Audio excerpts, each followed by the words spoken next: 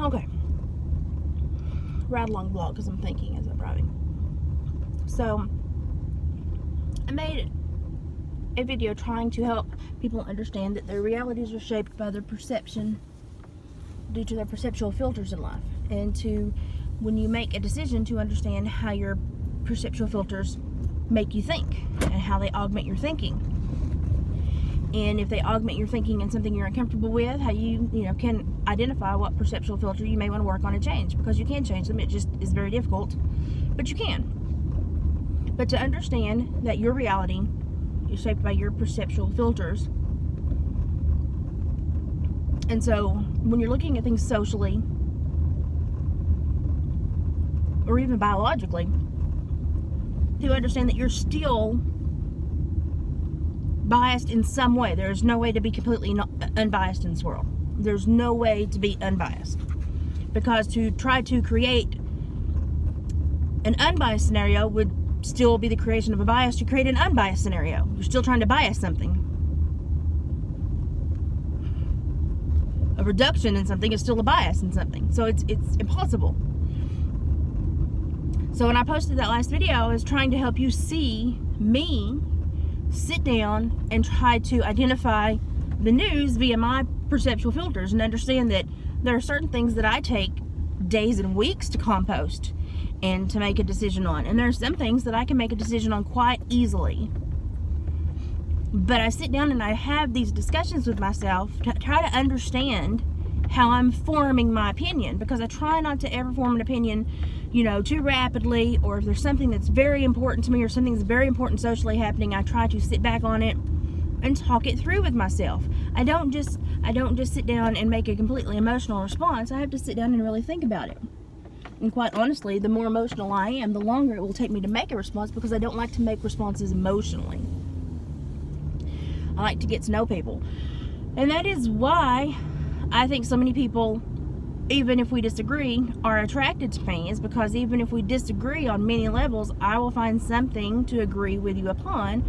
I will find something that I like about you, that I see worth in, that I will generate as a bond between us. And that doesn't happen a lot in today's society, because in today's society we are taught to run with those emotions, to run with those filters, and to not let anyone in our life that does not absolutely 100% agree with how we live our life. You shut people off. You throw them aside. You don't allow them to dictate your world, but in doing so, you're allowing them to dictate your world. And I'm trying to let other people understand that when you cut a human being off, or you attempt to socially constrict others, you're really just creating a deficit in your own world and your own understanding and your own view of humanity. Because humanity is not dictated completely 100% socially, and humanity is not dictated completely 100% biologically. It is a blend of the two. And the hierarchies that are in power are not always social or biological. They're a blend of the two. And sadly, it seems like the smarter humanity gets, the dumber, the smarter they get politically, the dumber they get biologically. Because as they think they can learn to manipulate others, they forget that themselves are able to be manipulated. And that's just arrogance. It's absolute arrogance to think that you're not manipulated. Do I think I see everything in a perfect, harmonious balance? Absolutely not. Absolutely not. The way you were raised, the things you're around, they create a bias in you. And do I think that I'm aware of that bias? Oh, absolutely. I try to be. I sit down and I think, okay, I view that how? How do I think that my raising has changed that? How do I think someone in California or New York may view that? How do I think that their lifestyle and their ethics and ideologies see that? I try to see it from, several different views, and then I try to shape it as a better and expanded view perhaps for me. But it may still be a very narrow view for others. I completely understand that. But the only way that we can understand these things and stop the hate that we're seeing socially, politically, and biologically in the world today is to talk about them and to try to understand where other people come from and how they're making their decisions. And part of that understanding is to understand the errors that we may make ourselves. And that's why we talk through things. We have a dialogue and we communicate because we learn from others. In that dialogue and in that communication, we learn. We learn how we differ from others, and we learn how we're similar to others. And we learn each other's positives and negatives. We don't simply run off and say, well, we're the aristocratic party, so shut your mouth and just deal with it. That creates a very narrow view of humanity, and one that is very toxic. And I think that we're seeing that more and more, because to gain power in America right now, there is a complete social eradication of specific parties or specific ideologies. And it's not simply that they disagree and that they don't like how they build their perceptions. It's that they actually want them gone and feel that the earth is toxic with them on it. And I think that's wrong, because I think even the toxic people in humanity teach us lessons and challenge us to be better. And so when I meet somebody that has what I would perceive as a very toxic view, I sit down and I go, how can I have a dialogue and communicate with other people and say, perhaps that is not the right way. Perhaps we look at this a different way. And what I'm trying to do is to use that toxicity from the other person to build a basis for other people to understand, hey, you know, this limiting and negative and very hateful view that these people are implementing that says we cannot tolerate these people. We cannot have any kind of adoration or humanity toward these type of people. Let's do it anyway and see what we get. Let's do it anyway. Because how about if the shoe were on the other foot? And I think that's some things that other people forget sometimes, is that the shoe is often on the other foot. And I think actually, I think this is a repetitive socio-political issue that happened before, and it happened in Russia and the Ukraine, and with the Kulaks, who were, you know, the peasants that generated all the income, and they generated all the food, the farmers, and the aristocracy was like, we really don't like these people because they have some power, because they generate food and all the money, but we take all the money from them, but still people like them more because they generate all this stuff. We don't like that they get respected by their fellow man because they're generating these things. So let's take these things away from them, and we'll have complete control of our entire nation. Well, guess what? When they took away those people that understood that, they killed their farmers. They killed their crop specialists. They killed the people that provided. And they sent them to Siberia. They rounded them up and sent them to Siberia, where they starved them and killed them because there was no way to live there. And then in return, when they went back, they realized that they did not have all the skills necessary to function within their world, within their, you know, it was a great social climate because nobody disagreed, but they didn't have all the skills they needed to live in that world. And they began to starve and have issues on their own.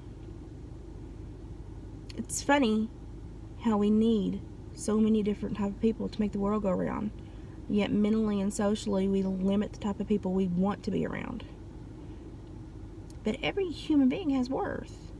And so when I'm trying to show you my struggle with making decisions and trying to understand what's going on, it's my hope that you will share with me your struggle, because being hateful or condescending and bowing out of a communication option does not help me understand socially how you're building your perception and filters, which is what we need to understand about each other to make this world a better place. So I don't ask anyone to agree with me 110%. If you're waiting to only have a world where people agree with you 100%, you're going to be alone. You're going to be spinning on this ball of dirt yourself. What I ask people to do is, even when you find somebody that you don't like, try to find something that you admire about them. And so that's why I had one reaction to the multiple stories that I spoke of. And really the reaction I had about AOC and that stupid dress is that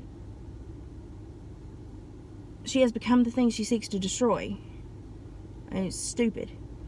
But also, I was wondering if she paid for the ticket, if it was given to her, if she was going to pay taxes on it, if there was some kind of... It just seems very uncouth for a political person to accept such a gift and then try to spin it, but not be forthcoming about how she handled the finances behind it. Because even if she was gifted those things, that creates a whole nother issue for me and for her politically and sociopolitically. But we have to talk about these things, or we don't understand why we make decisions. So all I learned about the person that previously talked about me and not liking my decisions was that they can't tolerate a different perspective. I don't know why. I don't know socially or biologically how they built that perception. I know nothing about them. There's no way I can reach out. They cut off the reach out. They cut off the reach out, but try to attempt to dictate me as the hostile person. And I just want people to be aware this is not how this world's going to get better. At all. And that even if you don't agree with me, I still love you. You're still welcome on this world. You're potentially worth way more than me because you may do something way more worthwhile with your energy and your endeavors on this planet. Even if you don't agree with me. So why do I become so worthless when you don't agree with one side of my personality? Why am I immediately able to be kicked to the curb? What makes me so worthless in your eyes? Because I don't think any human being deserves to be that worthless. It's just a fair question. Am I a Kulak? The After Skool spelled with a K, actually did a little video with Jordan Peterson on that detrimental exercise in history. And so if you go and look it up on the After Skool page, it's very good exercise to help yourself understand that even when in power, perception and filters play a role, because power is not absolute. Sometimes power is arrogance, and it comes back to bite us in the butt. And if they had communicated with that other group and learned about them and learned why they were important, they would not have doomed their society in so many ways. And I think that's more important than just me, and that's why I talk about all these different topics. I'll put a link in the description.